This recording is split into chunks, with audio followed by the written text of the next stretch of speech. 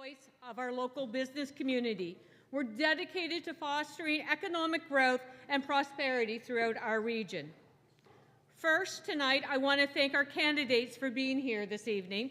We are fortunate to have 6 of the 8 candidates running in the Bruce Grey Owen Sound riding with us tonight. So thank you, candidates.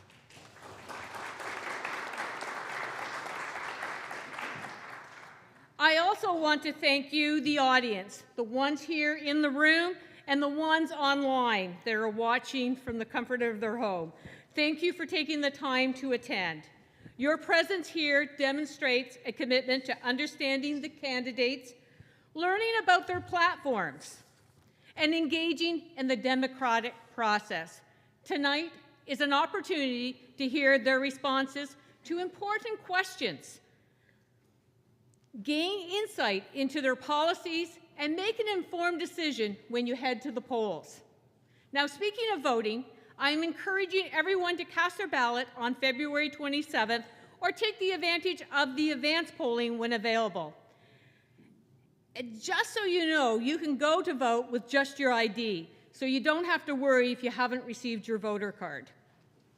Now let me go over the debate format for tonight. So the structure for this evening, each candidate will have up to 2 minutes for their opening remarks. At the 1:45 mark, a 15-second warning sign will be raised.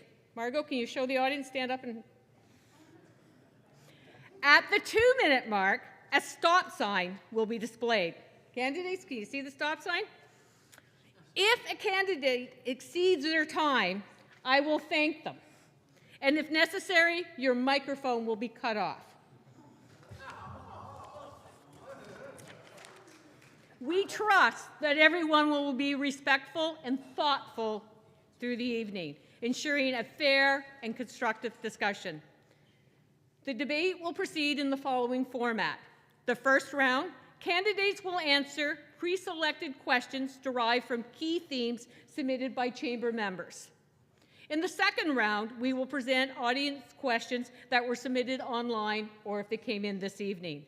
While we may not be able to address all the submitted questions, the Chamber has carefully reviewed them to prioritize those with the most impact and the common themes we received. Then we'll go to closing comments. Each candidate will have an opportunity to share their final thoughts before we conclude the formal portion of the event this evening at 9 p.m. After the debate from 9 to 9:30, you are invited to stay for a meet and greet session in the room that we were in earlier, where you can connect with the candidates at their designated tables around the room. So the speaking order for this evening, each candidate drew a number to determine the speaking order. So the candidate who is going first tonight will begin with the opening remarks. And for the next round, we will rotate the speaking order with the second candidate in the line starting each round. So a reminder to all the candidates to please use your microphones so that the online attendees can hear you. Like, your voice can carry really well in this room, but the online streaming can't pick you up. With that, let's begin. The first candidate to deliver their opening remarks is Vince Grimaldi of the New Blue Ontario Party. So go ahead, Vince. Hello, everyone. Thanks for having me here. Again, my name's Vince Grimaldi. I represent the New Blue Party. I grew up in Niagara, went to school here at Western and Fanshawe, and worked in some entertainment industries over the years, but mostly been self-employed. So I got involved with the New Blue Party because of their policies. They're basically focused on what this country was built on, and I kind of want to bring that back. So that's me in a nutshell.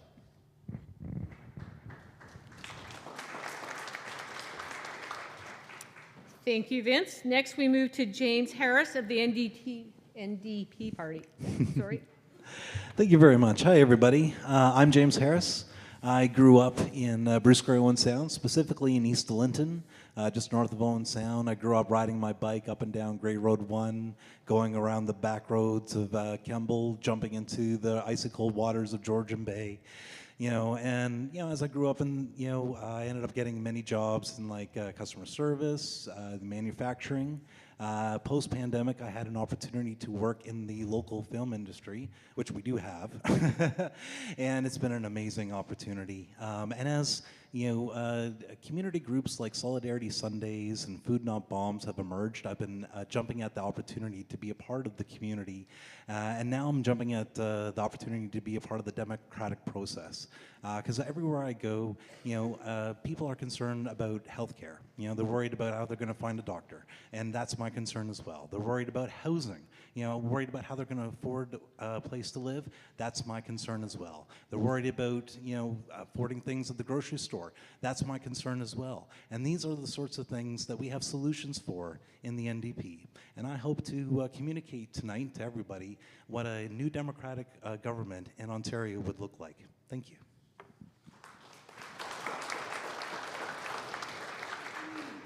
Thank you, James. Next, we move to Ann Gillies of the Stop the New Sex Ed Agenda. Good evening, everyone. Yes, I'm Ann Gillies. And so I grew up in Meaford, Ontario, not too far from the Meaford Tank Range. My dad and grandfather were commercial fishermen, and then my dad ended up becoming a sailor for the rest of his life, basically. I resettled in Dundalk, Ontario, because I fell in love with a farmer. You know how that is, right? Well, maybe you don't, but anyways. So we've lived on the 5-generation farm now for all these years. I never saw myself running politically. That wasn't my lifelong goal. I have been trained throughout my bachelor's, my master's, and my PhD jointly in psychology and theology. So I have a PhD in philosophy of professional counseling. I opened a private counseling practice in Dundalk, and my clientele were mostly adult survivors of chronic sexual abuse. Trauma and attachment are my number one focus in counseling, but my research throughout my education focused on gender and sexuality. I've written 6 books, 5 of them pretty much directly in the area of gender and sexuality. And the last book I wrote was called The Ultimate Deception, The Truth of Gender-Affirming Care. And if you don't know what gender-affirming care is, that is the care that every psychologist and counselor in Ontario and Canada is mandated to perform. That means if a child says they're in the wrong body, then you have to agree with it no matter what. And that's how you have to counsel them. So that's my passion. My passion is for children and for preventing medicalization and mutilation of our children. Thank you, Ann. Next up, we have Paul Vickers of the PC Party. Thanks, Karen. And good evening, everyone. My name is Paul Vickers, and I'm proud to be your Ontario PC candidate for this election. I would like to thank the Southeast Grey Chamber of Commerce for organizing this event tonight. For those of you who do not know me, I've been a dairy farmer in the Meaford area for over 35 years, and I'm currently the 2nd generation in our family's 3rd generation operation.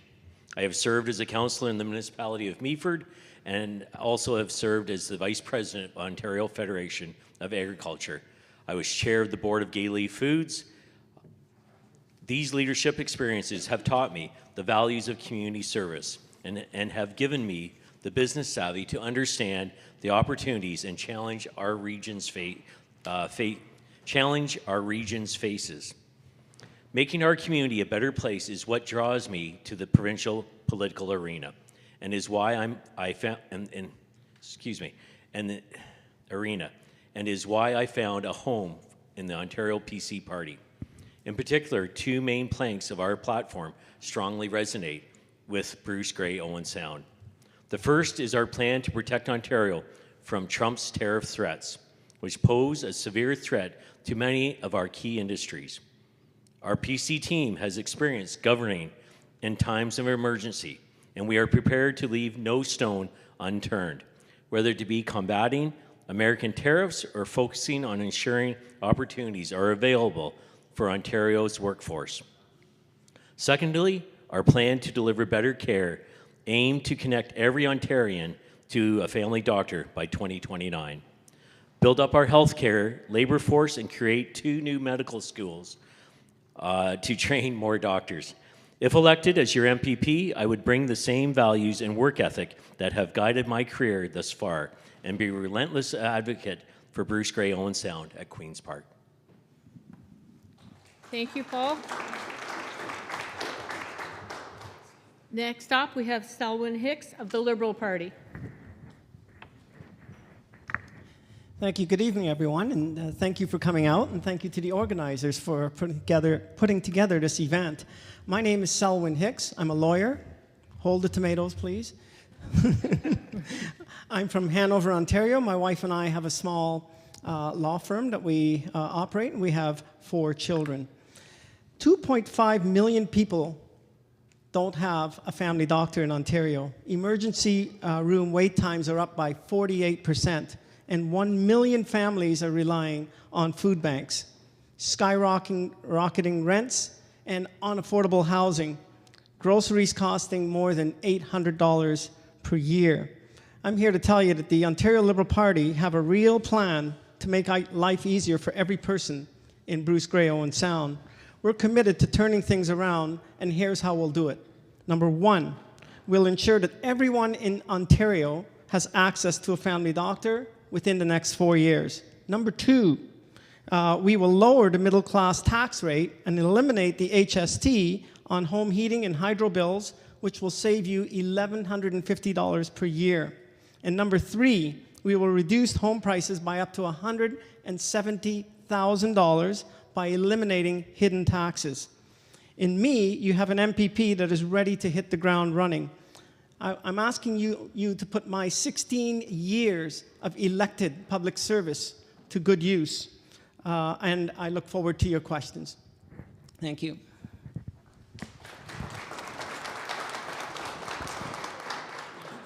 Thank you, Selwyn. Now we move to Joel Lohead of the Green Party. Thank you, Karen, and I did notice how carefully you got my name correct this time. Thank you. So yes, I'm Joel Lohead. I'm from the Green Party, and I live here in Grey Highlands with my beautiful wife Frances and our recently 4-year-old son Calvin.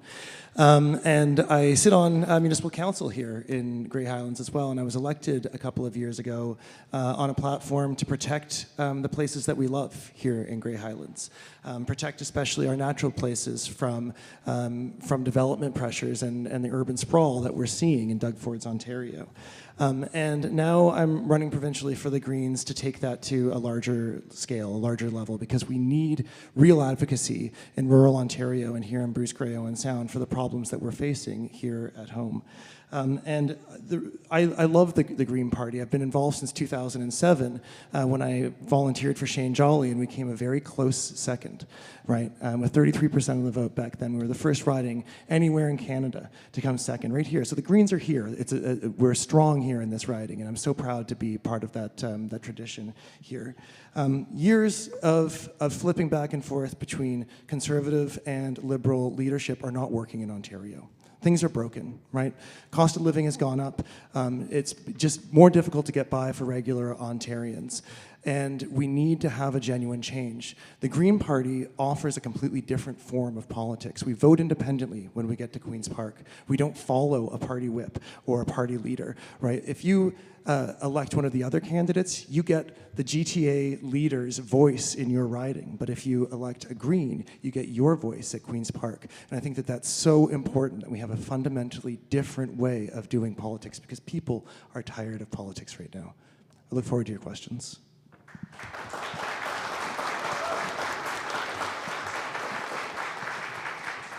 So thank you, Joel. That concludes our opening remarks. We're going to be moving to the questions. So the first question, James Harris, you're going to be starting us off.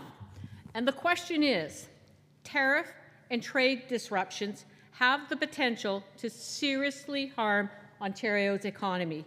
with significant impacts on our community's businesses. How do you and your party plan to support and protect businesses in our communities facing this economic slowdown? Thank you. An Ontario NDP government will defend jobs and people. We're going to partner with Ontario employers and unions to protect jobs now. We're going to work with trade-exposed industries like manufacturing to provide direct support, creating new supply chains and finding new export markets for their goods in Canada and abroad. To do this, we're going to promote interprovincial cooperation and break down trade barriers. We're going to launch a Buy Ontario campaign to promote Ontario goods. And we're going to direct Ontario government-funded agencies to procure locally. We're going to negotiate a joint federal and provincial income assistance program to support people whose livelihoods are impacted by tariffs. We're going to fight back. We're going to fight back with a Team Canada approach that doesn't give in to division, and we're going to support the Canadian tariff response. We're going to build a tariff-proof Ontario by creating a Premier's Task Force on the economy with businesses, labor, and civil society involved. We're going to invest in retraining opportunities in post-secondary and skilled trades. We're going to accelerate infrastructure projects along transit, school repair, and home building. And we're going to keep people working. We're going to support farmers as well by removing the cap from the risk management program. Okay, thank you, James. Next up is Ann Gillies. Thank you very much. Over 380,000 regulations are imposed on businesses, and it adds layers of red tape. Small businesses spend an average of $7,000 per year on compliance costs before making a single dollar of profit. We need to expand deregulation for small businesses, introduce an annual small business regulatory amnesty, and allow business to apply for exemptions from outdated or redundant regulations. We need to eliminate the carbon tax. We need to expand domestic manufacturing incentives that lessen dependence on foreign supply chains. Let's subsidize farm equipment and decentralize processing plants to ensure Ontario-grown products stay competitive. We can reduce provincial business taxes to offset the impact of tariffs and keep businesses competitive. Targeted tax incentives offer reductions for new businesses in rural areas, especially those in the agricultural sector. We need to speed up the approval process for business licenses and all of those regulatory licenses. We need to reduce property tax burden and ensure property taxes in small towns remain competitive. And let's encourage interprovincial trade. Thank you, Ann. Next up is Paul Vickers. Thanks, Karen. Ever since President Trump was reelected, we have seen threats to our economy and even to our nation's sovereignty. This is unacceptable, and Ontario must stand up.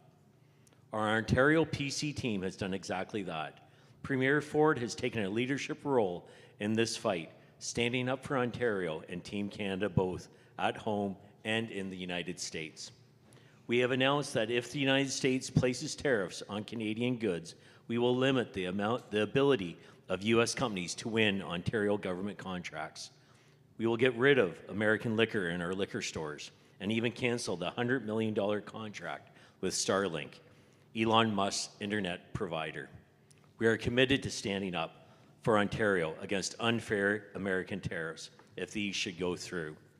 But we cannot be naive. The only thing predictable about Trump is that he is unpredictable. That is why we need a strong mandate to stand up for Ontario businesses and the livelihoods of Ontarians. Simply put, if tariffs are imposed, many Ontarians will lose their jobs, and our local farmers and business people will struggle to make ends meet, and our economy will indeed suffer. This is a serious matter. If these unfair tariffs are imposed, we have a plan to respond. This includes increasing our $200 billion infrastructure plan to put even more Ontarians to work. Thank you, Paul. Next up is Selwyn Hicks. Thank you. Can you trust a premier to stand up to Trump when he made it very clear that Trump was his guy? Can you trust a premier who ilks deals with Elon Musk, but yet says he wants to protect Ontario's interest? I don't trust it. An MPP worth their salt would not have started a plan for tariffs on the eve of the announcement. Establishing a robust social safety net could have made the impact less severe.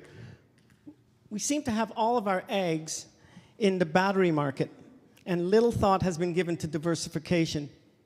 We're already in the midst of a housing crisis, a health crisis, and an affordability crisis, and all of this occurring under Mr. Ford's watch. Now, Liberals will establish a fight tariff fund to provide low-interest loans for Ontario businesses. We're going to prioritize infrastructure investment in hospitals, roads, schools, and transit. We're going to ensure that Ontario taxpayer dollars support local businesses and jobs by excluding American companies like Elon Musk's Starlink from procurement. And instead, we would use Telesat, which has a presence right here in Bruce Grey Owen Sound. And of course, we're going to work to remove interprovincial trade barriers. Thank you, Selwyn. Next up is Joe Lowhead. Thank you. And so let's not forget that Donald Trump just a few weeks ago Doug Ford just a few weeks ago was Donald Trump's greatest fan, right? And when he was elected, said he was 100% happy that Donald Trump was elected. And also, Mr. Vickers says that he needed a strong mandate. Doug Ford needed a strong mandate. Well, he had a strong mandate. He already had a majority government. We don't need to be having this election right now. This is a $200 million election that would do a whole lot for rural infrastructure or for education or for healthcare, which we so desperately need investment in. But we needed a strong Buy Ontario policy, and the Greens have a plan for exactly that. We have a plan for local procurement, and it's so necessary to protect industry, to help them retool for domestic market, to help agriculture.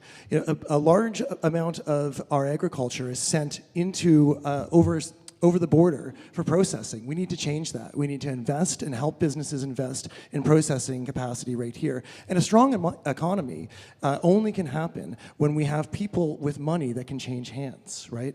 And we have an affordability and cost of living crisis in this province right now, and that's due to 7 years of Doug Ford and years of Liberals as well. We need to solve that affordability crisis, which in large part is going to be due to housing.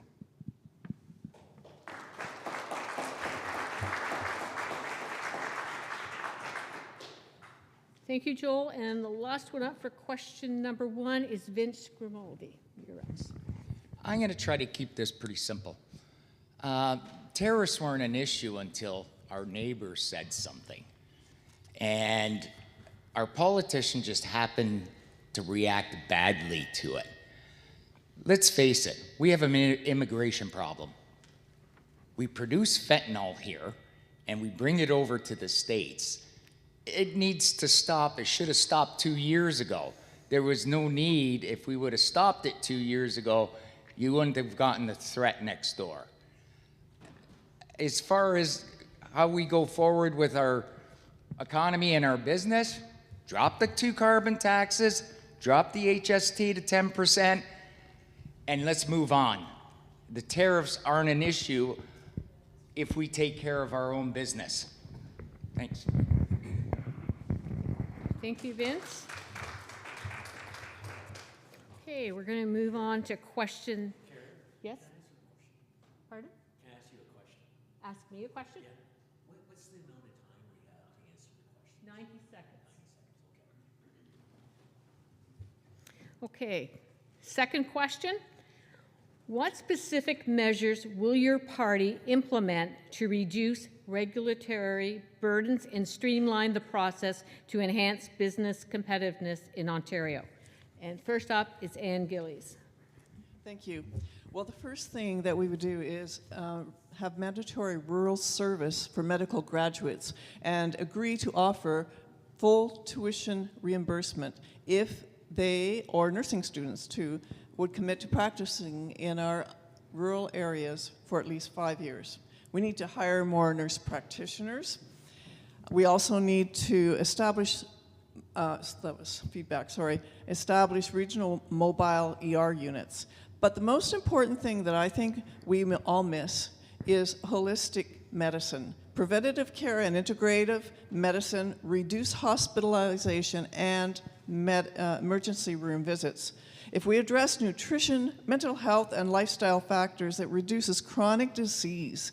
Holistic care models such as naturopathy and chiropractic and physiotherapy can supplement traditional medical services. And patients who receive preventative and integrative treatments require fewer expensive medical interactions. We can establish multidisciplinary health labs and hubs where these practitioners can practice together. We can provide some government subsidies. We can include patients in holistic mental health programs, and we will find 40% fewer emergency psychiatric interventions. Thank you, Anne. Sorry. Okay, next up, Paul Vickers. Thanks, Karen. If there's a party that can help streamline regulations and find efficiencies for businesses, it's our Ontario PC party. First, we have launched a specific ministry dedicated to reducing red tape. Ever since 2018, the PC government has published red tape reduction packages, outlining the efficiencies and regulations our governments have deemed unnecessary and delete. In fact, we have released 14 red tape reduction packages, which have meant $1 billion in savings for businesses and families throughout the reduction of over 550 regulations. We also know that for those who build our homes, which is vitally important in times like this, the government can sometimes get in the way. We have introduced many pieces of legislation, such as the Build More Homes Faster Act. We have updated Ontario's land use planning legislation to get rid of unnecessary regulations and pave the way for greater housing density in our neighborhoods. We have and will cut red tape for housing infrastructure projects, ensuring businesses can operate and expand, creating more jobs and unleashing our economy. Okay, thank you, Paul. Next up is Selwyn Hicks. Thank you. So in addition to having a law degree, I have an MBA. And when you go to business school, you're going to study something called a SWOT analysis, right? Strengths, weaknesses, opportunities, and threats. Now, you're also going to learn that on the other side of every threat, as a business person, you're supposed to look for the opportunity, because one always exists whenever a threat exists.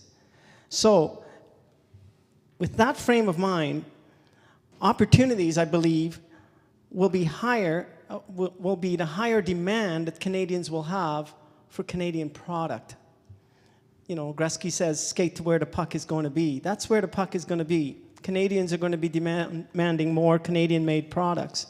So it's time for government, I believe, to be at the ready to nurture business ideas, to nurture those ideas that will rise to respond to the threat.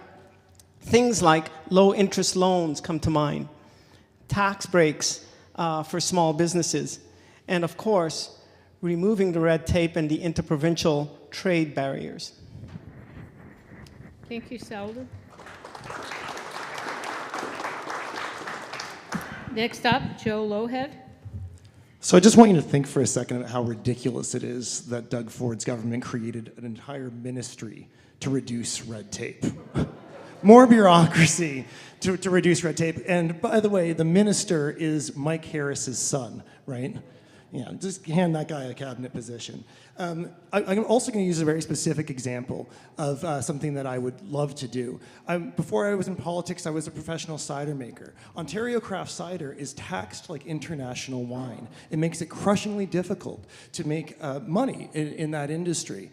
So there are folks here who want to take our apples, local apples from Meaford, right here in Bruce Grey Owen Sound, and produce something delicious and beautiful from them that will increase local business, increase agritourism, but they can't. right? Because the taxation level is so crushingly high.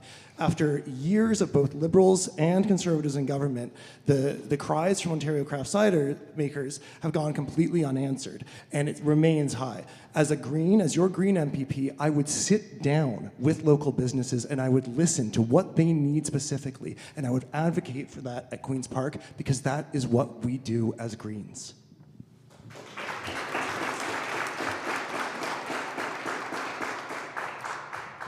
Thank you, Joel. Next up is Vince Grimaldi. Hi. Again, we're going to keep this pretty simple.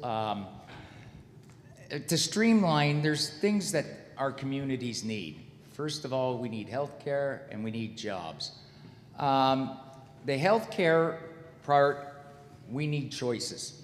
The homeopath medical centers would be a good one. You set up homeopath centers with remedy stores in it and give people a choice of where they can go. They can either take the Western way of medicine, or they can take the way we used to get cured. As far as business goes, I would start thinking more along the lines of setting up incubators for our young people to start their own businesses and stay here. A place where they can all gather together and they can feed off of themselves to start supporting themselves, and as they develop their businesses, they can move out, get bigger places, and be productive people of this community. That's the way I would try to do it right now. Thanks. Thank you, Vince. And last to answer this question is James Harris. Thank you. You know, an Ontario NDP government will support Ontario small businesses, creating the conditions for local enterprises to thrive. We will work with the federal government to support successive planning, allowing owners to form employee ownership trusts and to put in place incentives for the creation of trusts and employee-owned cooperatives. We will ensure that our Buy Ontario plan engages in strategic government procurement from small and medium-sized enterprises, leveraging Ontario purchasing power to support Ontario talent. And we will not increase taxes on Ontario small businesses. We will work with the small business community to develop and deliver the supports that they need to create good jobs, including looking at changes to commercial rental protections. We would also restart the Ontario Business Cost Rebate Program for tariff-impacted industries to provide immediate relief on property taxes and energy costs for companies that keep jobs here in Ontario. And we will expand the Ontario-made manufacturing tax credit, doubling the maximum amount and broadening the eligibility to include advanced manufacturing applications. And we'd extend the life of the tax credit to 10 years to enable long-term investment. Thank you, James. This next question is a long question, so candidates, bear with me. The Ontario Chamber of Commerce has highlighted the impact of healthcare accessibility and efficiencies on businesses, noting that staffing shortages in healthcare can lead to longer wait times, forcing small business owners and employees to exit the workforce or take on additional caregiving responsibilities at home. This, in turn, affects business operations, especially for small businesses, which make up the majority of our local economy in the riding of Bruce Grey, Owen Sound. Additionally, reports from the Ontario Health Coalition have documented emergency room closures in the region, including the increasing ER closures in Grey and Bruce. These issues raise concerns about the viability of local rural hospitals, travel time, and distance to access care, the broader impact on community health, healthcare staff, and local businesses. Given these challenges, and acknowledging that the provincial government is the primary health care provider, what specific policies or party platform goals do you believe will ensure reliable, continued, and effective 24-hour emergency care in rural Ontario, thereby strengthening both public health and vitality of our small business community? Told you it was a long question. And first up is Paul Vickers. Thank you. Right now, healthcare systems across Canada are stretched thin, This is due to an increase in retirement and an aging population to care for. But if there's one thing folks in Bruce Grey Owen Sound understand, that is if something is not working the way you want it to, roll up your sleeves and fix it. The Ontario PC team sees this and has already taken big steps for starters. Big steps. For starters, we have boosted healthcare spending from $61 billion in 2018 to $85 billion this year, well above the rate of inflation. We're also training more doctors than ever before, opening 2 new medical schools, including one focused on training family doctors. We have also launched the Learn and Stay program, which provides tuition grants to students in nursing programs who commit to working in our rural communities. Some of these graduates are being trained right here at Georgian College in Owen Sound. There are over 80 local students benefiting from this funding. In addition, we initiated community paramedic outreach programs and have allowed pharmacists to treat common ailments, helping keep 400,000 people out of the ERs every year. We see the need to connect more Ontarians to family medicine and have announced the Primary Care Action Team led by Jane Philpott, a former federal health minister. This team is tasked with connecting more than 2 million Ontarians to family doctors. Thank you, Paul.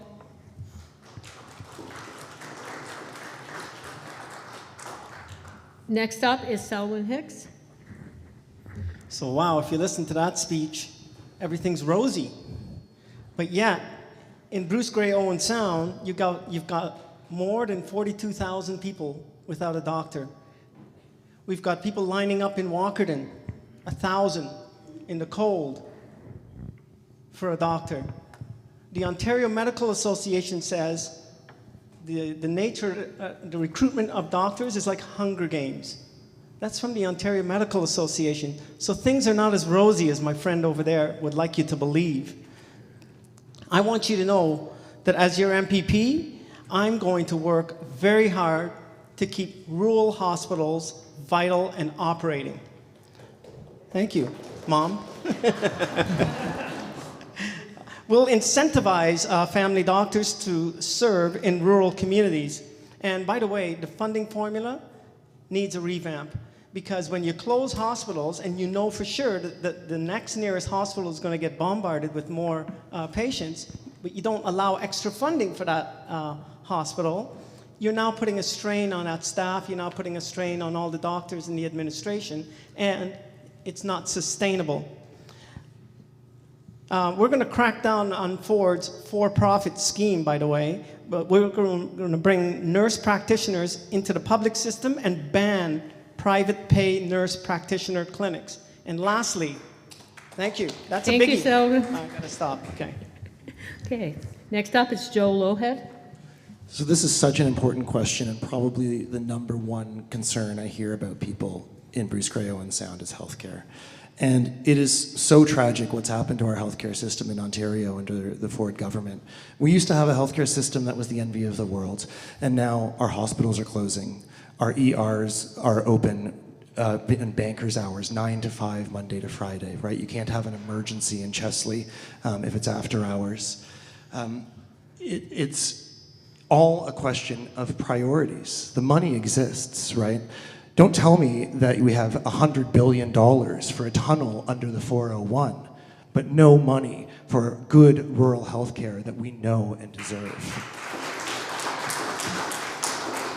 And what we need too is an MPP who will sit down with the people who have the answers. I've already done that. I'm not MPP yet, soon. But we need an MPP who will sit down with the people who have the answers. I've spoken to physicians all across Bruce Grey Owen Sound, and I've asked them, physicians and nurses and hospital administrators, what do you need to bring healthcare back? And they know.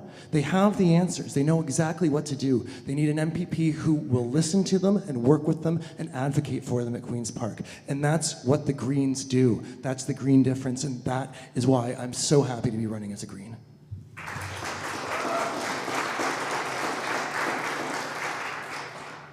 Thank you, Joel. Next up is Vince Grimaldi. Again, I'm going to try to keep this simple. We have an immigration problem.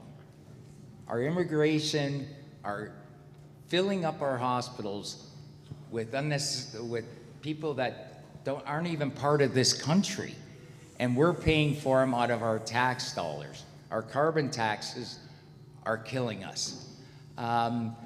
There's so many different things that we can change today to open up our hospitals, take down our mandates that shouldn't have even been up in the first place, bring our nurses back to work, and bring our doctors back.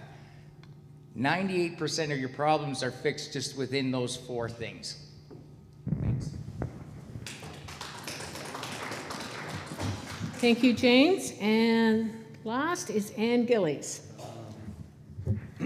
Well, I talked about the remuneration for doctors and to have them come for 5 years. If they came for 5 years and their education was paid for, they stayed for 5 years, they would be settled, more or less, in the community. The same would go for nurse practitioners. We also need to fast track internationally trained medical staff and get them to work. They need to work, they want to work. We need to hire more nurse practitioners overall with the same incentives. Expand telemedicine and AI integrated healthcare in many rural hospitals. We need to invest in virtual care services because they're helpful and reallocate healthcare funding more equally. If we establish regional ER units, that will take the pressure off the hospitals. And again, with holistic care, establish multidisciplinary health hubs. It'll take the pressure off the health care itself. And we need to provide government subsidies for preventative care.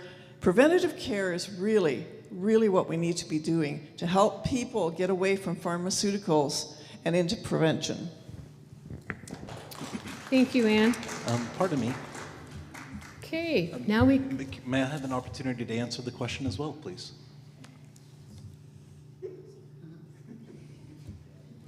Okay, you've got me confused here, okay. Thank you. Did I skip over you, James? Sorry, You did. I That's apologize. okay. That's okay. I still think you're awesome. Okay. Glad you can speak up. Yes. Okay, sorry, James, yes. Thank you. Yeah, the NDP is going to get back to building out the Ontario Public Hospital Network and stop privatization of healthcare services. We are going to fund hospitals to keep operating rooms running on evenings and weekends instead of redirecting funds to private for-profit surgical centers. We're going to review hospital and healthcare funding through a rural lens, stopping rural ER closures and ensuring that rural Ontarians have equitable access to primary care, hospitals, and other healthcare services. We will stop the privatization of home care and long-term care. We will ensure that people can live at home longer as they age with reliable and expanded services to support their need. We will attract and match long-term care and home care workers to communities where they share culture and language skills. We will also implement safe staffing ratios to prevent burnout among nurses and other healthcare staff, and we will recruit and retain more healthcare workers in the home and community care sector by implementing wage parity with other workers in the healthcare system who perform the same duties and responsibilities.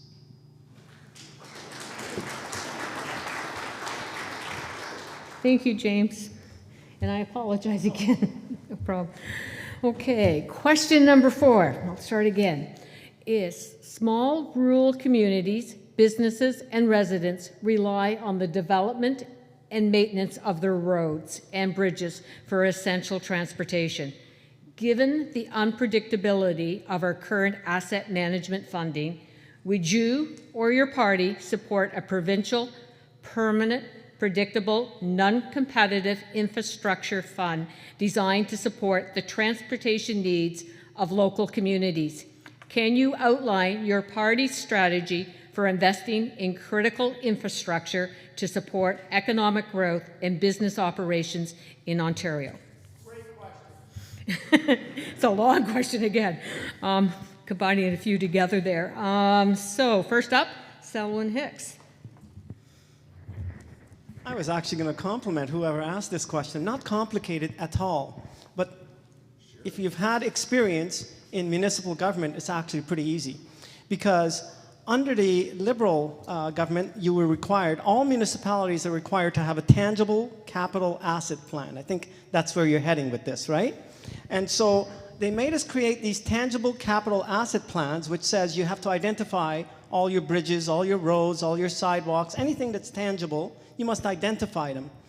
I think my friend is getting to the point that once you identify them, you give it a lifespan. And you create a budget for it. So you say, this has a lifespan of 60 years, this sidewalk. We know in 60 years it needs to be replaced, and therefore we're going to put on our budget a line item to make sure it can be maintained and replaced in time. But what we have again in the province, due to Doug Ford, is Hunger Games. So municipalities are left coming year after year begging, please, sir, may I have some money? We have to repair this road, and we have to repair this water treatment plant. And I think the solution is not Hunger Games and one-off projects. It is, once we develop our tangible capital asset plan, you must then produce a 5-year plan, perhaps. Municipalities can go and say, look, we created this plan, we know what we need, and you're funded on the basis of that tangible capital asset plan.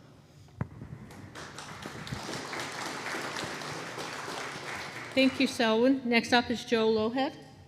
So, sitting as a municipal councillor as I do, this is, deeply important. Dane's smiling at me right now because he knows it as well, right?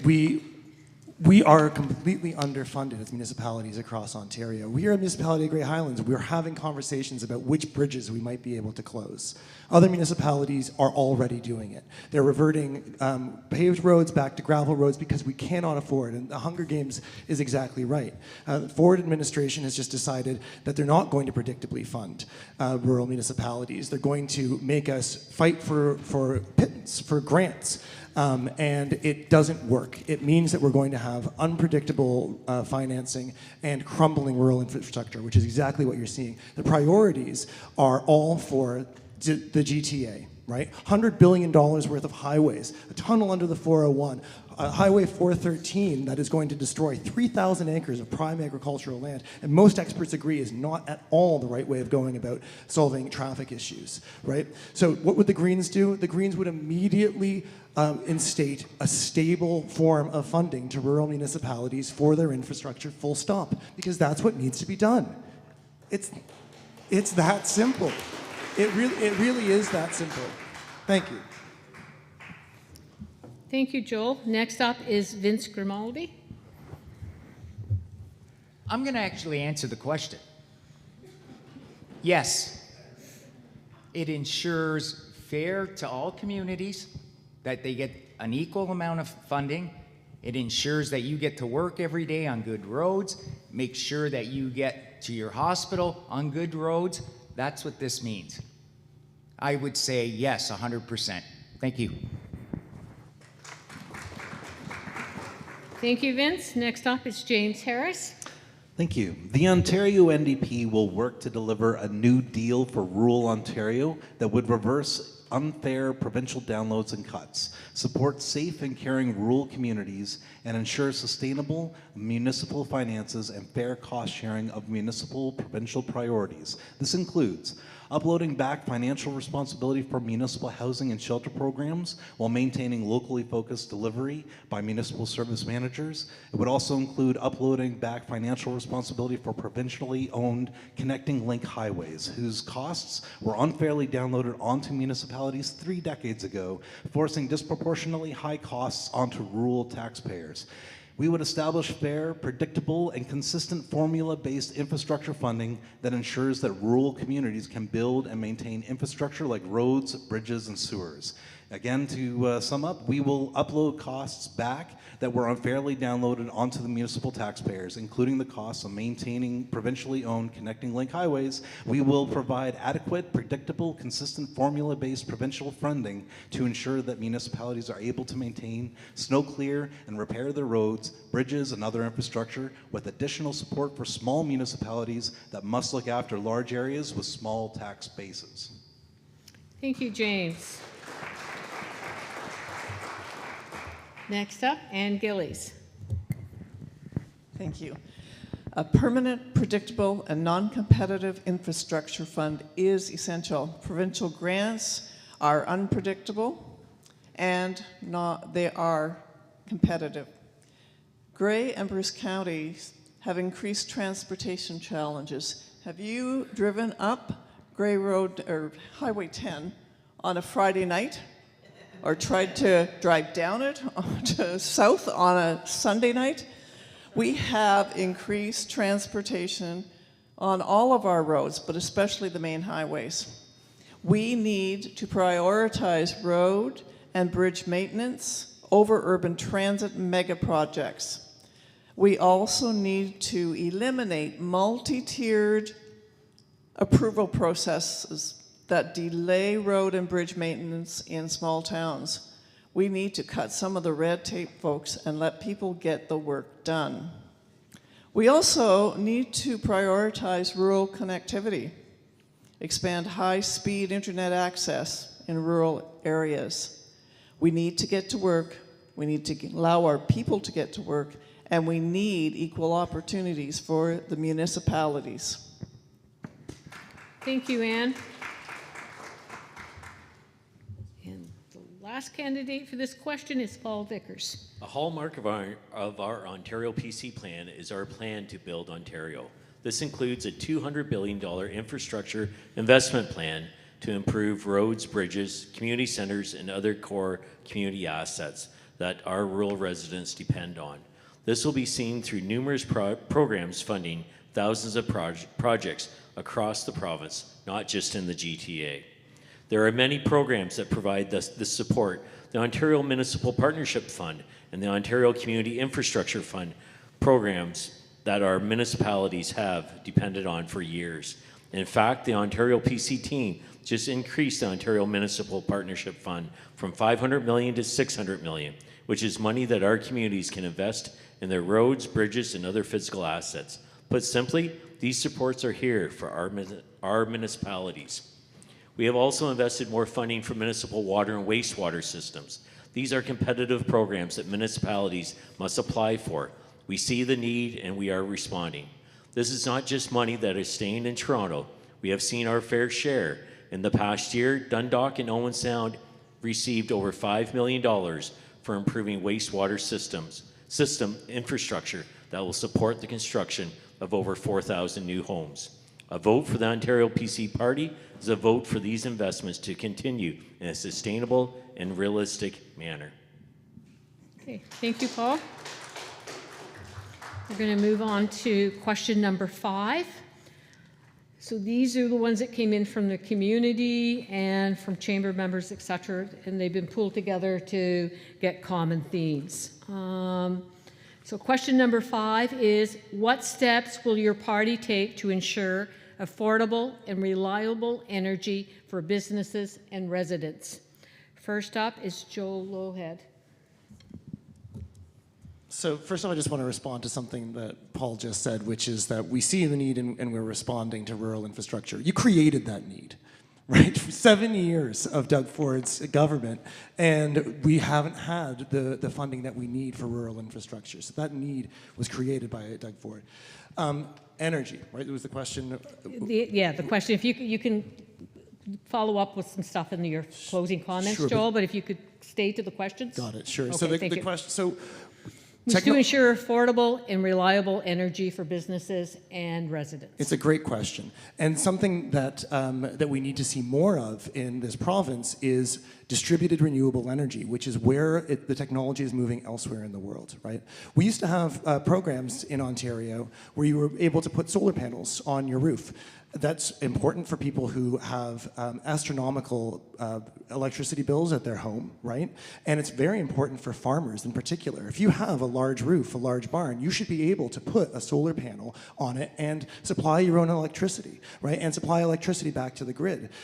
This is where the technology is going. The Ford government has killed this type of technology or investments in these types of technology because it doesn't benefit the large fossil fuel companies that they're tied to. That's all. Okay.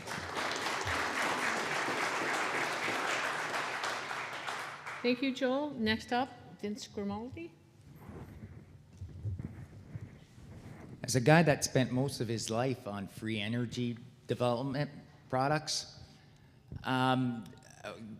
when you talk solar panels, wind turbines, those sort of things, very expensive. If you could afford it, kudos.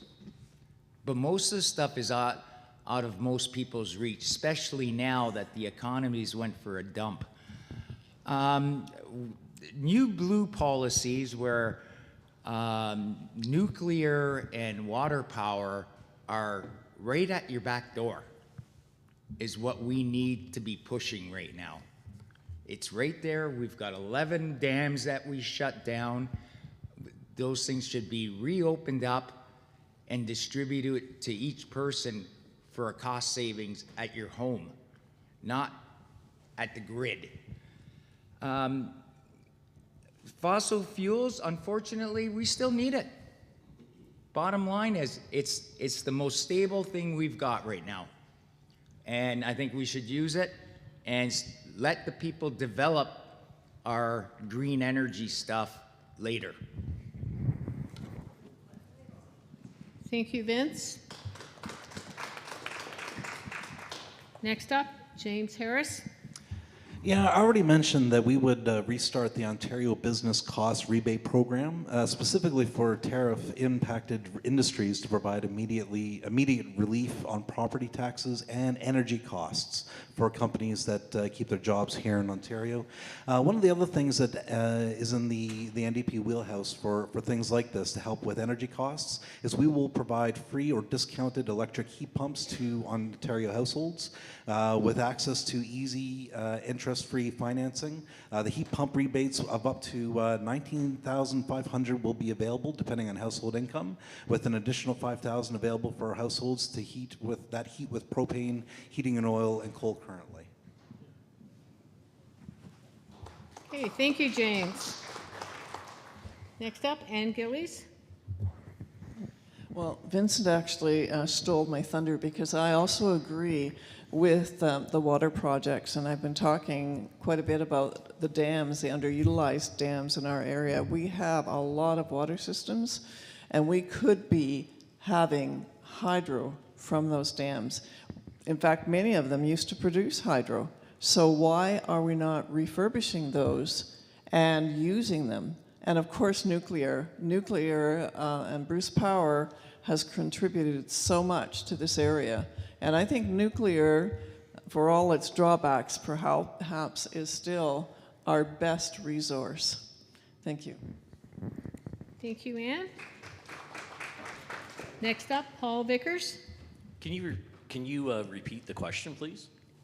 Yes. What steps will your party take to ensure affordable and reliable energy for businesses and residents?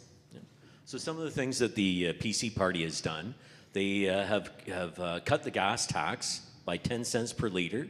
It's been done now for a few years, and if elected again, it'll become a permanent reduction on your gas bill. Nuclear, the PC government has assigned IESO to look into the future of electricity and how we can best produce affordable hydro.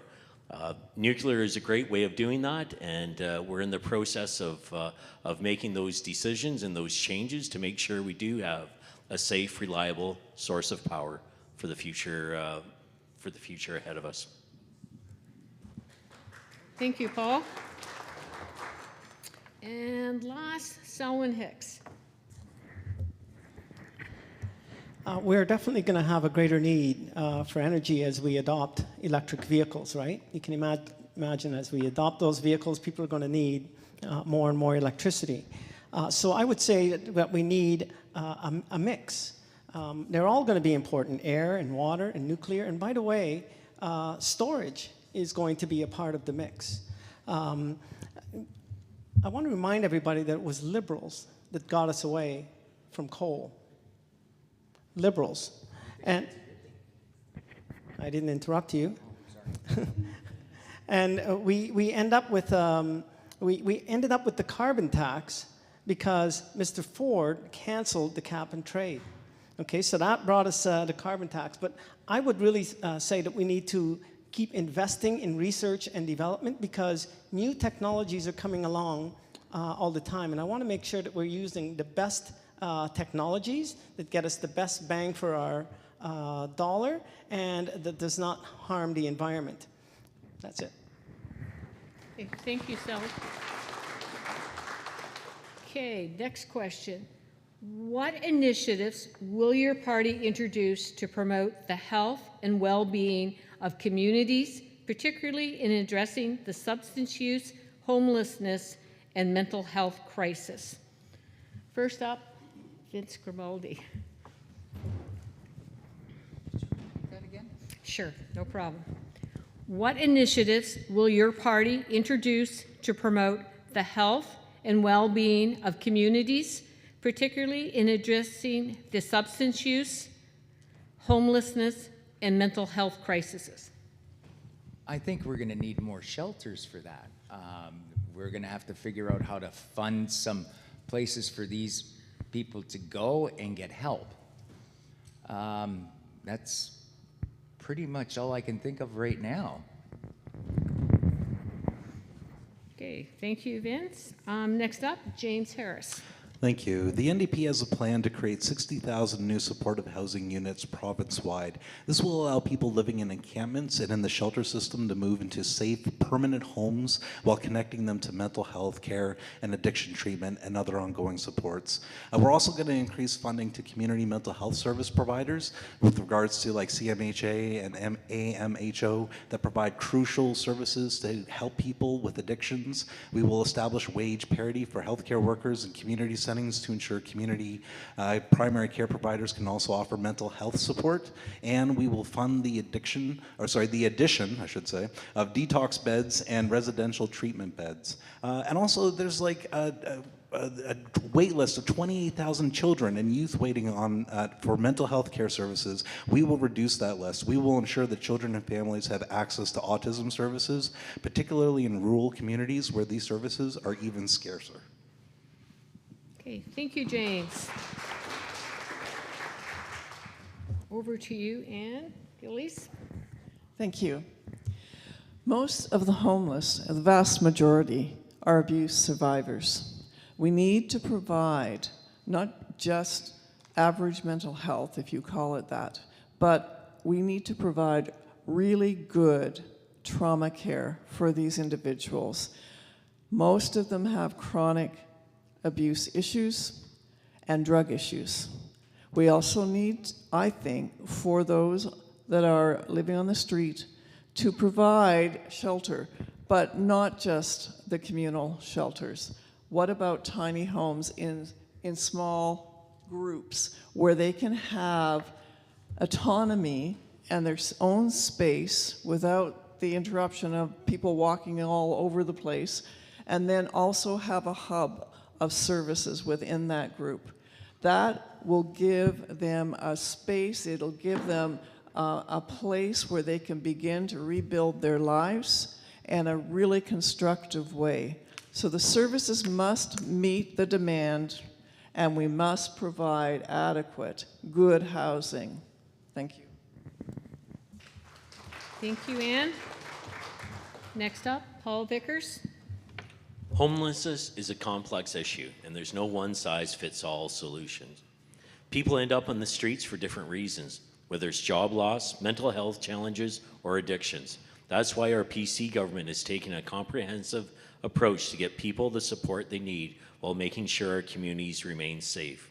We're making historic investments in supporting housing and homelessness prevention programs, providing funding to municipalities so they can deliver local solutions.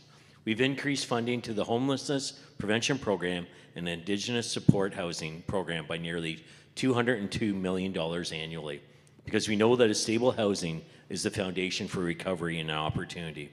At the same time, we're tackling the root cause. We're investing in mental health and addiction services, expanding treatment programs, including our new program in the former Bayview School, which is the first of its kind, and working with law enforcement to keep valuable people safe. And with our commitment to building 1.5 million new homes, we're increasing the supply of affordable housing to help prevent more Ontarians from falling through the cracks.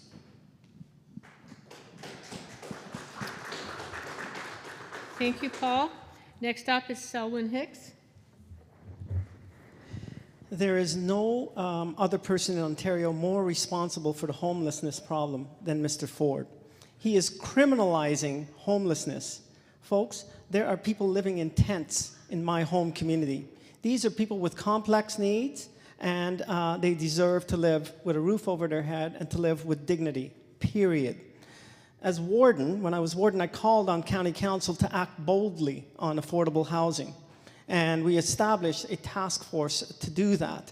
As a result of the task force, County Council dedicated 1% of revenues each year for affordable housing. And as MPP, I would be able to advocate for even more. I sit on the board of a not-for-profit housing group. We build and manage amazing affordable housing units, such as the new Thompson building in Owen Sound. Nonprofits will be the key to building the necessary affordable units that we need. We need to fund them and let them do what they do, which is to build and maintain affordable homes.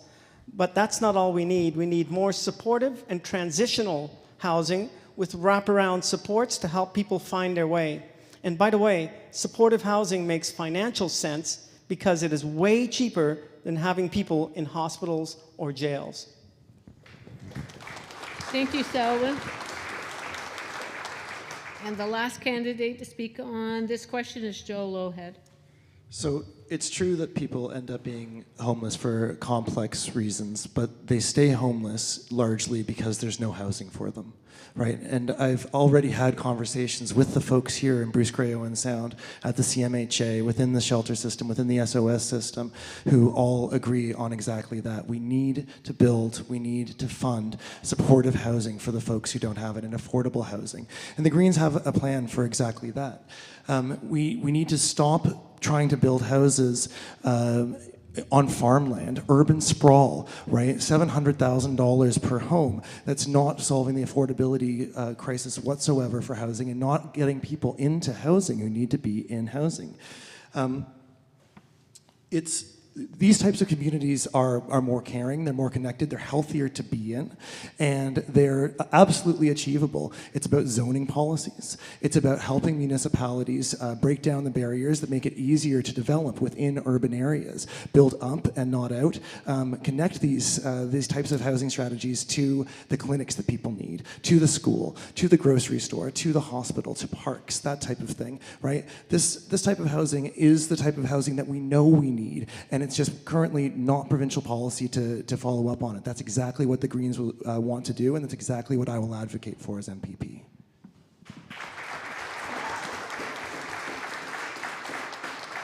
Thank you, Joel. We'll now move on to the next question.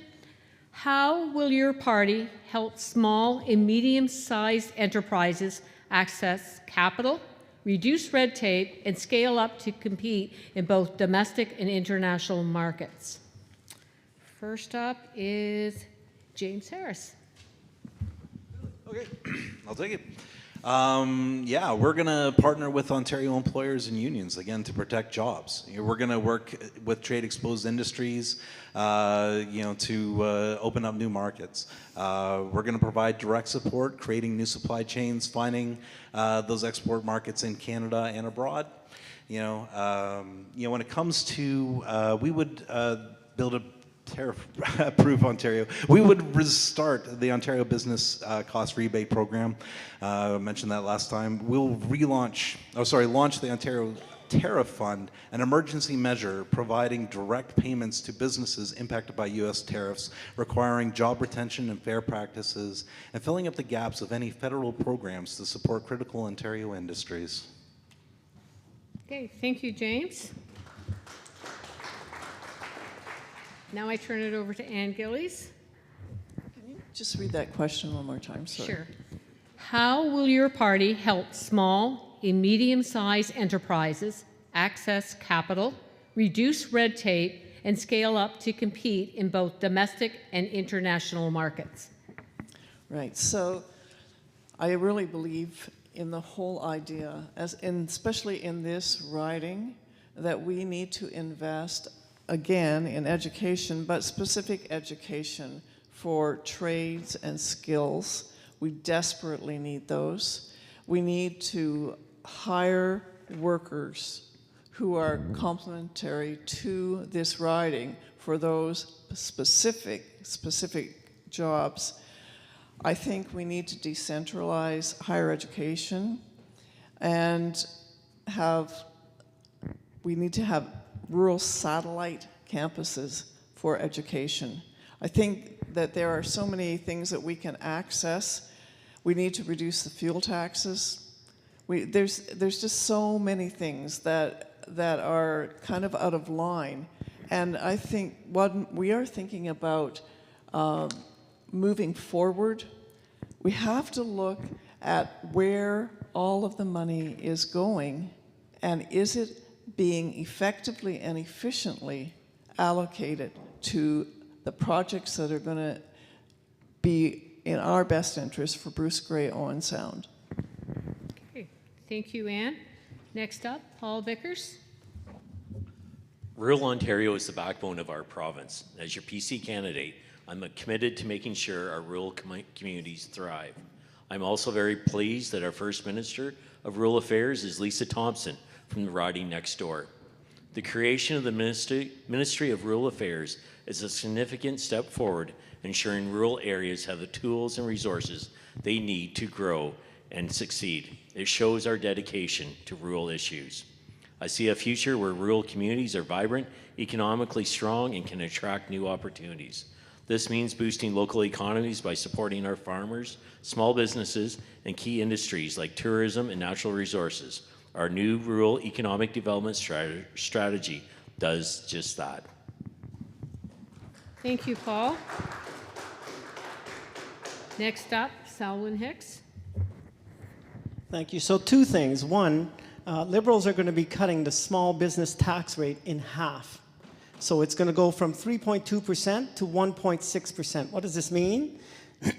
Well, first of all, we're going to increase the threshold. Right now, the threshold is 500,000. We're going to increase it to 600,000, and this will allow more businesses to qualify, saving as much as $18,000 per year.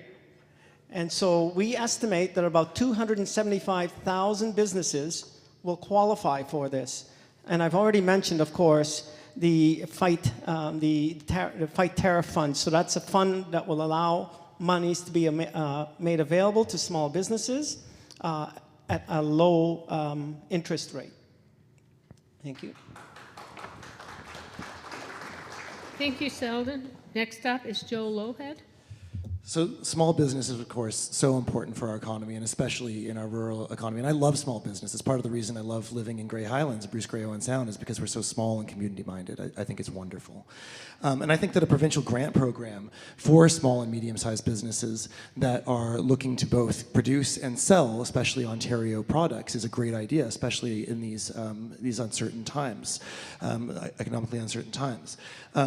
But here's what I would really do as your Green MPP is I would sit down with the small business owners and the medium-sized business owners and the local chambers of commerce, and I would listen, right? And we would talk and we would discuss. And I imagine this question was asked because they probably have a very good idea of what it is they want and need, right?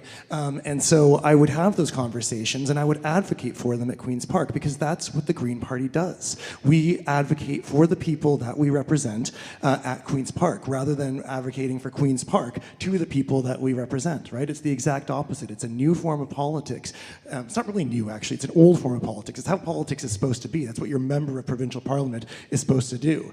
But it's a new form nowadays. And that's exactly what I would do as your Green MPP, is I would sit down, we would have these conversations, and we would find out what you need and what works. Thank you. Okay. Thank you, Joel. And Vince Grimaldi, the last candidate for this question. They keep saying that small business is part of the backbone of this country, yet they're the ones that get discriminatized the most. I've been in small business all my life. I can sign a mortgage for someone that worked for me, but if I went to the bank to get a mortgage for myself, I couldn't. If you went for a loan or some sort of a a grant, they'd look at you and say, you're not stable enough. Or if you went to your government to get some support, hey, just fill out these 700 pages and bring them back to us. I propose that we have someone in government in every community that can help small business get through the ton of paperwork that it takes to get something going.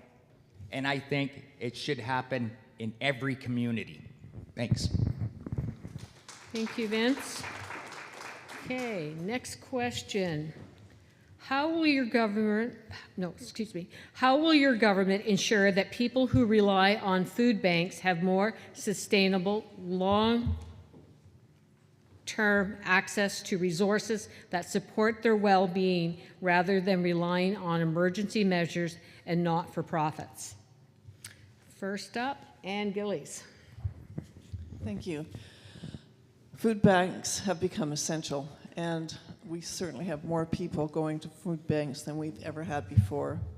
But I really, really think that people need to become more self-reliant, because that will help their self-esteem. So how about teaching some of these individuals greater life skills?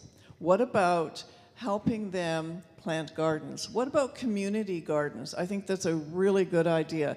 And then helping them learn how to preserve. Canning seems to be a lost art, and I mean, that may be laughable, but these individuals, they will thrive when we have community together, and why not begin to teach them how to utilize some of these things, how to increase their life skills, not just go to the food bank. And I've been there, folks, a long time ago, so I understand the necessity of it. But we need to encourage gardens, we need to encourage produce, and individual responsibility to help with those things. Thank you, Ann. Okay, next up, Paul Vickers. Thanks, Karen. Some of the ways that we are helping make life more affordable to the everyday person: we cut the gas tax by 10 cents per liter. We've scrapped the license plate sticker fee for 8 million people, saving $240 on average for the average family. We are permanently freezing the fees for driver's licenses and photo cards, saving people $66 million over the next 5 years. Our government has never raised a tax. We cut income taxes for 1.1 million low-income workers. We're giving every eligible person in Ontario a $200 taxpayer rebate that will put $1,000 back into the pockets of a family of 5. These are the ways that we're trying to make life more affordable for everybody and to have less reliance on the food banks. Thank you.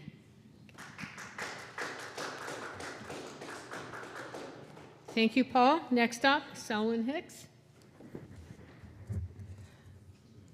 So vape taxes is a tax that was raised by this government, by the way, 100%. Liberals will eliminate the 8% provincial component of the HST on hydro and home heating, and we're going to double ODSP benefits and index them, by the way, to inflation. 500,000 people rely on ODSP, which currently provides a maximum of $1,368 per month, simply not enough to live on. We're going to eliminate interest on OSAP loans. And by the way, we're also going to no payments until the student is earning a minimum of $50,000. We're going to, again, I mentioned we're going to cut the small business tax. We're going to lower personal income tax for middle-class families by 22%. So it goes from 9.15% to 7.15%. This average savings will be about $950. Since my election as warden, I have been attending meetings following the work of the Grey Bruce Poverty Task Force. As a person with lived experience with poverty, this is my favorite advocacy group. Shortly after my election as MPP, I will be reaching out to this group to talk about how I can help them advocate for their three prongs: strengthening income supports, investing in quality jobs, and expanding supportive and transitional housing.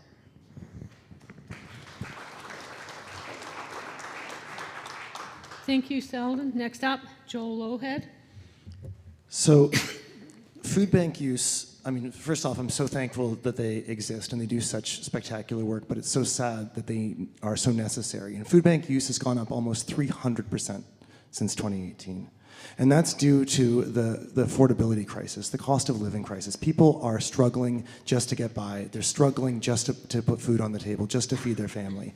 And that is so tragic and so unnecessary. And all of those cost of living cuts that Mr. Vickers just bragged about, the license plate and the gas tax, and $200 checks to every Ontarian at election time, by the way. Those are all spread across equally to everybody, right? And think about this for a second. That license plate fee that was removed, right? If you own 5 cars and you keep them in your 5-car garage, you get that money back for you, for your family, right? $1,000. Now, if you're a single mother and you don't even own a car because you can't afford it, right? And you can't feed your children and you're going to food banks, you don't get that cut off of that license plate fee. And how is that fair? That's not fair whatsoever. So we will absolutely take that money and divert it to the people who need it most, because that is what government is supposed to do. Okay, thank you, Joel. Next up, Vince. Do I really want to hear it? Oh boy, this sounds like a loaded answer. I'm gonna sit here and say, I'm gonna agree with what Ann said, but I'm gonna put a little more to it than that. I propose that we take some woke stuff out of our preschools and inject it with learning how to survive. I think homesteading, all canning and stuff should be taught at an early age so people have a great chance of learning how to survive. Thank you. Thank you, Vince. Okay, next up, James Harris. Thank you. The NDP will introduce and provide a recurring monthly grocery rebate so that those who are struggling to put food on the tables this month will have money back in their pocket at the end of the month to help with their grocery budget. You know, when it comes to the question of like whether or not you're going to be able to even afford to go into work, we're going to get deliver on $10 a day childcare. You know, we're going to create 53,000 new public and not-for-profit affordable childcare spaces and establish a regional wait list to make it easier to find quality childcare. Selwyn mentioned the education and stuff there. You know, we've got a plan there as well. You know, we're going to reverse the cuts that Ford has made to OSAP. We're going to convert all OSAP loans to grants so that all students will be able to graduate debt-free, and we will cancel outstanding student loan interest owed. You know, this is the sort of thing that will put money into the local economy almost immediately. When they're not paying for those student loans, they're going to be putting that into the local economy, and that's the sort of thing that we're going to do to help people out. Okay, thank you, James. Okay, next question. What are your party's plans to address the affordable housing challenges? You all knew that was coming, right? Housing? Okay, first up, Paul Vickers. So since the last term of office, we have redone the provincial policy statement, and in that provincial policy statement, we were able to give as of right for people to have 3 houses on their lots. So if they want to build more affordable housing, that would be an easy and a quick way without people being against it. NIMBYism is one of the things that we struggle with when we're trying to put through bold new policies. And this was one way that we tried to fix the problem. You know, we're putting money into wastewater and wastewater and water treatment. Dundalk and Owen Sound have both received grants to then would be able to expand their housing availability. Once the plants are full, then obviously housing gets cut off, and we're in the process of allowing of putting money back into those areas that need to upgrade their water and sewer plants. So these are some of the ways that we feel that we are doing our part. Okay. Thank you, Paul. Next up, Selwyn Hicks. So Doug Ford promised to build 1.5 million homes, and he didn't get it done.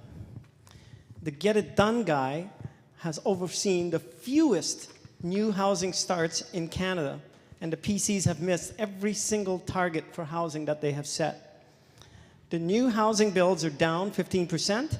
The price of an average home is up 47%, and rural youth can't even think about coming up with the funds to buy a house. Liberals will eliminate the provincial land transfer tax for first-time home buyers, for seniors downsizing, and for nonprofit builders. They're going to save an average of $13,500 off the cost of a home. We're going to scrap development charges on new middle-class housing, which will add up to adds up to $170,000 per home. We're going to start the Better Communities Fund so that municipalities will be able to benefit from sustainable municipal growth. And we're going to introduce fair, phased-in rent control. By the way, we're going to fix the landlord and tenant board. It really needs to be fixed so that cases are heard within 2 months. And we're going to have an emergency rental fund for people who are facing difficulties meeting their rent. Okay, thank you, Selden. Next up, Joe Lohead. So first off, let me be clear that the Ford administration's solution to affordable housing is no solution at all. After 7 years, housing is as expensive or more expensive than it ever was before. And we're losing 320 acres of prime agricultural farmland in Ontario every single day. That's almost 1 million acres since Doug Ford first took office, and that's agricultural land that we're never going to get back. And at a time when we need to grow our own food more than ever. Right? So what we need to do is we need to not sprawl onto farmland. That is crucial. That is absolutely paramount. And what we do need to do is we need to build up in urban areas. And municipalities need help to do that. We need to fundamentally change the way that we zone so that we can build low rises in urban areas. It actually provides the type of housing that people can afford, right? Low-rise apartments and townhouses in existing urban areas. We're going to remove the DCs on those as well as small houses inside existing areas. It's achievable. It creates connected and healthy communities. It's how it's done everywhere else in the world, and the Greens have a very achievable, very robust, very reasonable plan for it.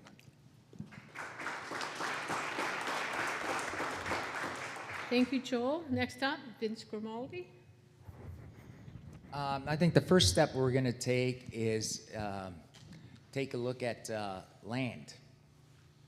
If we can recognize human rights to land, we'd have spaces for tiny homes and affordable housing for people to start their new lives with, especially in rural communities like this where it's mostly farmland. I think we're going to have to loosen up on some of our regulations. I mean, we're regulated to the hilt here. We got to lighten up on it. And a lot of our carbon taxes, again, got to go away. And our HST, where we can make it affordable to buy material. It's real simple. Thanks. Okay, thank you, Vince. Next up, James Harris. Thank you. Yeah, the NDP has a costed Homes Ontario plan.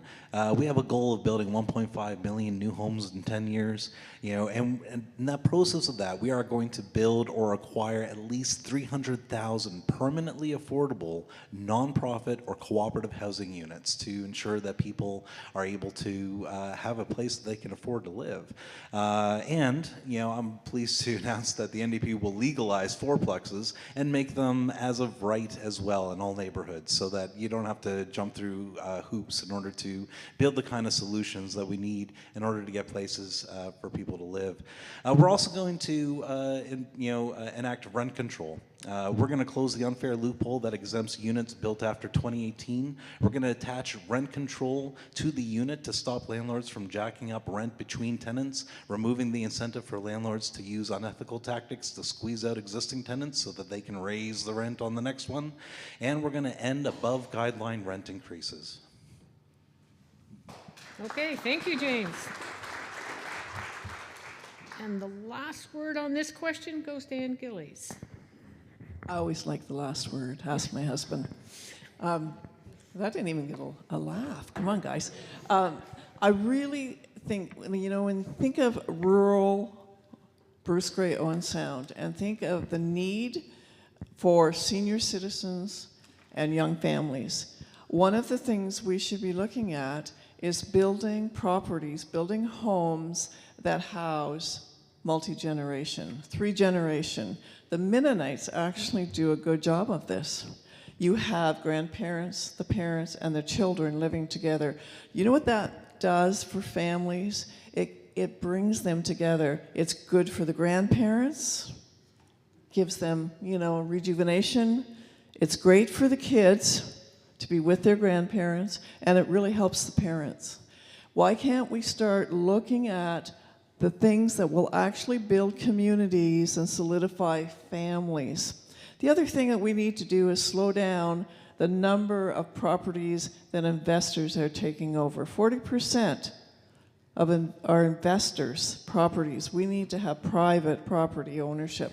And in Dundalk, we have lots of new homes and 3 new subdivisions. Those homes average about $700,000. No young person in Dundalk can afford them. So we need to think more constructively of how we're building and what we're building. Thank you, Ann. So we're moving to the last question before we go to closing remarks. So we're just about there. Okay, so the last question is, what policies will your party implement to support innovation, digital transformation, and the adoption of new technologies to keep Ontario businesses globally competitive? First up is Selwyn Hicks. Wonderful. That's a loaded question. No, it's a very good question.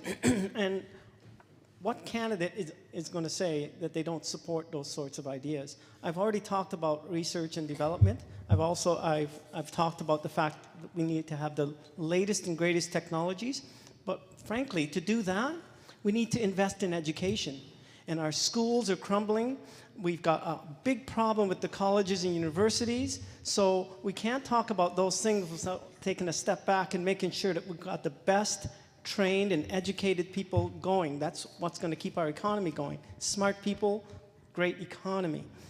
So I'm a big believer that you're learning for life. Even after you learn and you get to work, you go back and you learn some more, maybe something different. But I want us to have the best economy that we can possibly have. That means a government that's supportive of that research and development, and that means education. Okay, thank you, Selwyn. Next up, Joe Lowhead. Thank you. So yeah, absolutely. In the 21st century, investing in R&D, investing in technology, be globally competitive is crucially important. And we have seen a real reduction in the funding of education in this province. In Doug Ford's Ontario, $1,500 per student, right?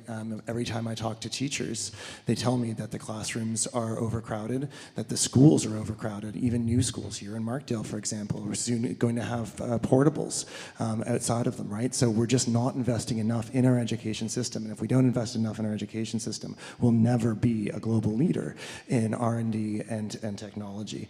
The Greens actually have a really interesting, in just one particular item or section of this, we have a really green policy around agri-tech.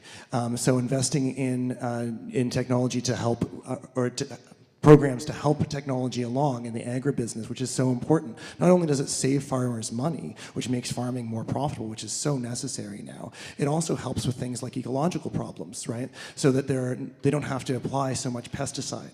They don't have to apply so much fertilizer, right? Having good funding for programs like this that push us into the 21st century is crucial, and it's better for farmers, it's better for business, and it's better for the environment. Thank you, Joel. Next up, Vince Grimaldi. I spent my whole life in technology and research. We need more of it, but with research and technology, we need to start implementing manufacturing again here. What we've done is we've given away all our manufacturing jobs to outside sources.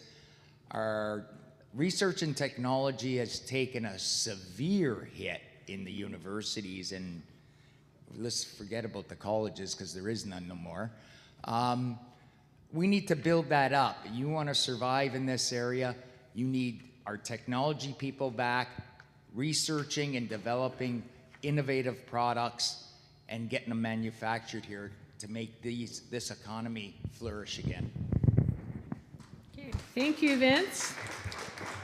Next up, James Harris. Thank you. Yeah, I'm trying to rack my brain. I've been looking through all my cheat sheet here and the notes for technological-based stuff here, and I know we have them out there. I just neglected to put them in my cheat sheets. But you know, one of the things that we're really into, like everyone here has identified that education is key to developing our tech sector, and one of the things that the NDP is going to do is to increase per-student funding by 20% in our post-secondary education sector. And tie future increase to inflation. We're also going to work with the education sector to review the funding formula to sustain Ontario's world-class post-secondary education and keep up with growing demand and student needs. You know, if we can inspire our students to think about the kind of solutions that we're going to need, you know, to solve the climate crisis, you know, that's the sort of thing that the NDP is into. Yeah. Okay, thank you, James. Next up, Ann Gillies. Thank you. The first thing we have to do is prioritize rural connectivity. We have to have good high-speed internet across our rural areas and incentivize private telecom companies to invest. I think with research and technology, and we're looking at a very rural area, I think that there are a lot of people, a lot of young people, that could really benefit from online education. Specialized home education in technology, hands-on education as well in technology. I think apprenticeships, scholarships, and the ability for individuals to work in the field that they really want to work in is essential. So we really need to look very long and hard at it and see how we can do that without children traveling to universities and colleges that are far away. Can we decentralize some of that education? Thank you. Okay, thank you, Ann. And the last word on this question is Paul Vickers. Yeah, and it's been a long time since I've heard the question. It's extremely difficult to remember what the question is when it's not even on a board or anything, Karen. I can repeat it. If you could, that would help me out. What policies will your party implement to support innovation, digital transformation, and the adoption of new technologies to keep Ontario businesses globally competitive? Okay. So coming from a person that has worked on the land and drove a tractor most of his life, me getting my head wrapped around an iPhone is a bit of a struggle. But I think the best thing that we can do is start with basic education. English, writing, and arithmetic and sciences are the backbone of education. And we have promoted that in the last 4 years to make sure the schools do get back to basics. And once you get back to the basics, then you can continue on and proceed after that. The use of broadband and internet is obviously important, and Anne mentioned it. We've put billions of dollars into the broadband internet services. When we first got into power in 2018, I do believe 43% of the people had adequate internet service, and now, 7 years later, we've moved that needle up to 93% of the people in Ontario have good supply of internet. So those are some of the things that we've done and some of the things that we feel that are important. Thanks. Okay, thank you, Paul. So that concludes the questions. We're now going to closing remarks from each of the candidates. So we're moving from the 90 seconds. So the candidates have 2 minutes for their closing remarks. And we're going to start off with Joe Lohead. Thank you very much. So again, thank you very much, Karen, for moderating, and the Chamber for putting this on this evening, and everybody for coming and being engaged in this process. I really appreciate it. Again, the Green Party of Ontario, we're the only party that votes independently at Queen's Park. And it's so crucially important that that's how we operate. Because for the longest time here in Bruce Grey Owen Sound, we've only had Queen's Park's voice here, right? We've never had our own voice advocated for at Queen's Park, and that's what you get when you elect a Green. You get somebody who is going to be here and sit down with you, listen to what it is you need, and advocate for it at the Parliament. It's a form of politics that we deserve. It's how politics is meant to be. It hasn't been that way for too long, and it needs to change. Obviously, years of progressive conservative and liberal and progressive conservative and liberal and progressive conservative governments have gotten us into the mess that we're in right now. We need a change. We need something new. We need to give new government a chance. And this is why I'm so proud to be sitting here in front of you this evening as the Green candidate for Bruce Grey Owen Sound. Thank you very much again for coming.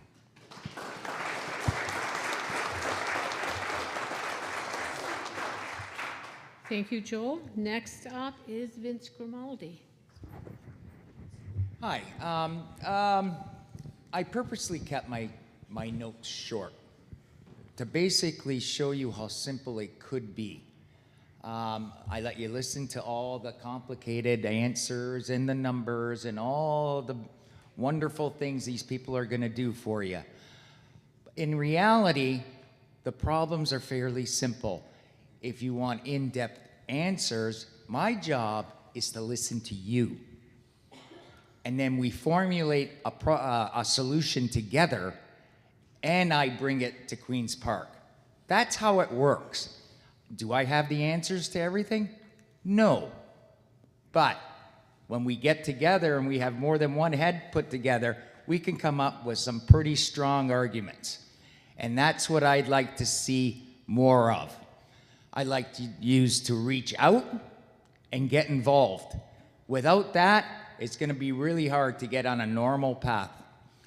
I'm Vince Grimaldi from the New Blue Party of Ontario, and it's your way back to normalcy.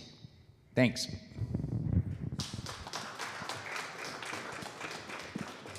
Thank you, Vince. Next up, James Harris. Thank you. And thank you to the Chamber for hosting this. I really appreciate it. For decades, we've been sending people to sit with the progressive conservatives in Queen's Park, and I have to ask, how has it benefited us? We've lost the railways. We've lost major industries and jobs. We keep losing more and more healthcare services. Grocery prices keep going up, and it's next to impossible to find an affordable place to live. Things are only getting worse. I feel like it's time for a change. And as that change, I would stand with the NDP to upload the services that make sense back to the province while making sure that the funding formulas for the municipalities allow them to look after roads, bridges, and sewers. Where people are struggling to put food on the table, I would work to make sure an NDP's monthly grocery rebate is there to help. And we're going to work to get a consumer watchdog to protect us all from price gouging, and we're going to establish a living minimum wage. Where people are looking for a doctor, I would work to get us more family health teams and fight to reverse the cuts to rural healthcare services. Where people are looking for a place to live, the NDP has a plan with Homes Ontario to get people into an affordable home. Where people are in the streets, we're going to get them into a permanent place to call home with 60,000 new supportive housing units. Where our children's education has been cut and schools have been underfunded, failing our children, we will work with our educators and invest in future of our children. And that's what you get with James Harris and the New Democratic Party, a party where I don't have to convince my colleagues that the interests of Bruce Grey Owen Sound are the interests of Ontario, because we are already with you.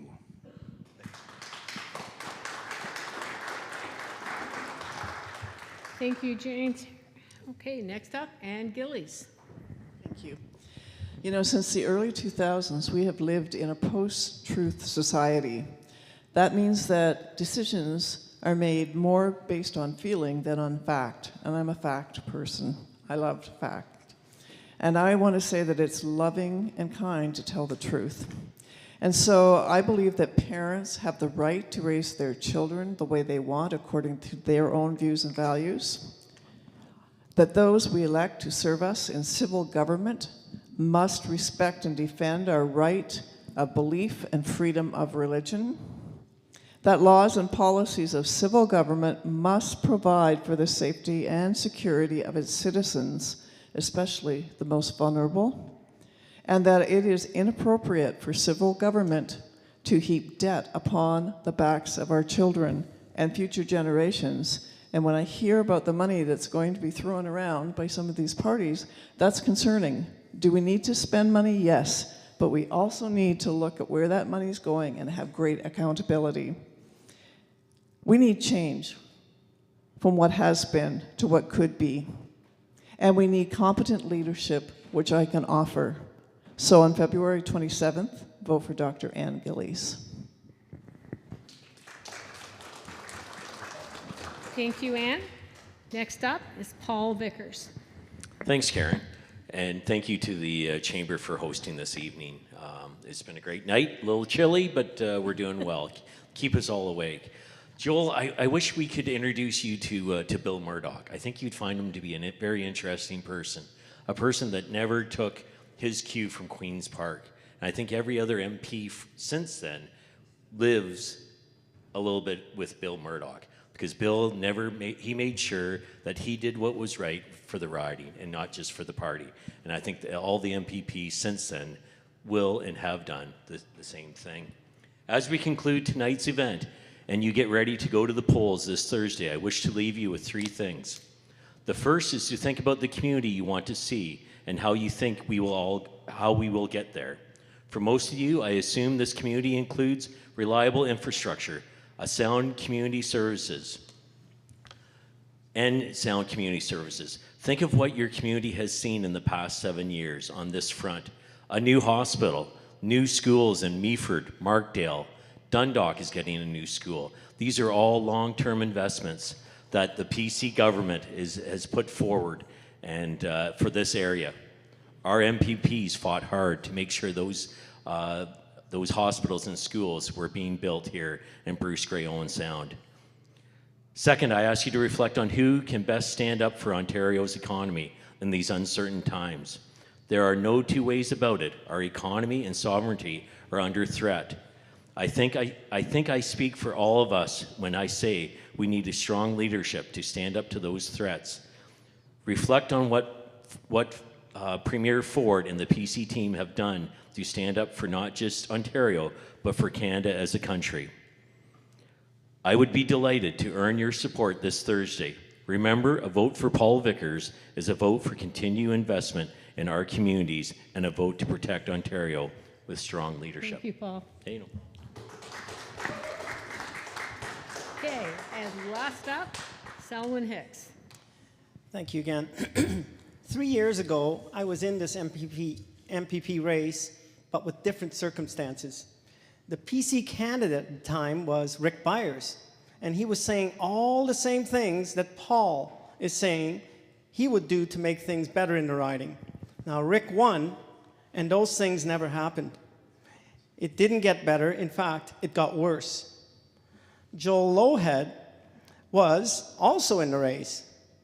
He saw Main Street political parties as being incapable of fixing our problems. His mantra was that we should vote for none of the above. But now he is the above that he rallied against. I understand that our politics can change, but it ought to give people pause when they look at a candidate who is capable of a 180-degree shift in their view simply to win an election. 18 years ago, he fell in love with the Green Party, but 3 years ago, he ran against them. So which is it? This is my third time running as an Ontario Liberal.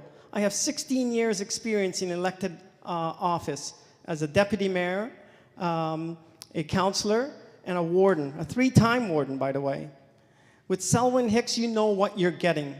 I'm running because I believe that we can do better in Bruce Grey Owen Sound. We deserve better. We need an advocate. We need a leader. We need experience. Electing me on February 27th would send a strong message to Queen's Park that we will not be ignored any longer. Thank you.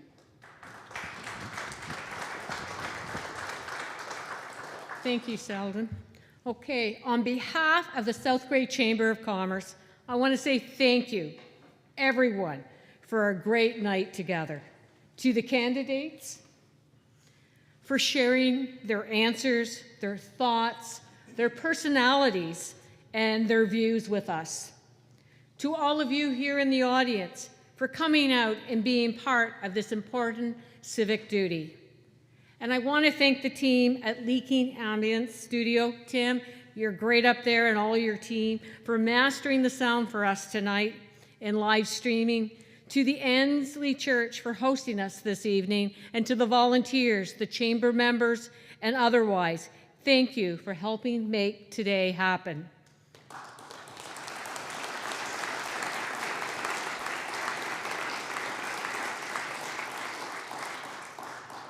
Now please enjoy some time to mix and mingle with your friends and the candidates, and enjoy the goodies in the room off the foyer. So thank you. It's been a great evening.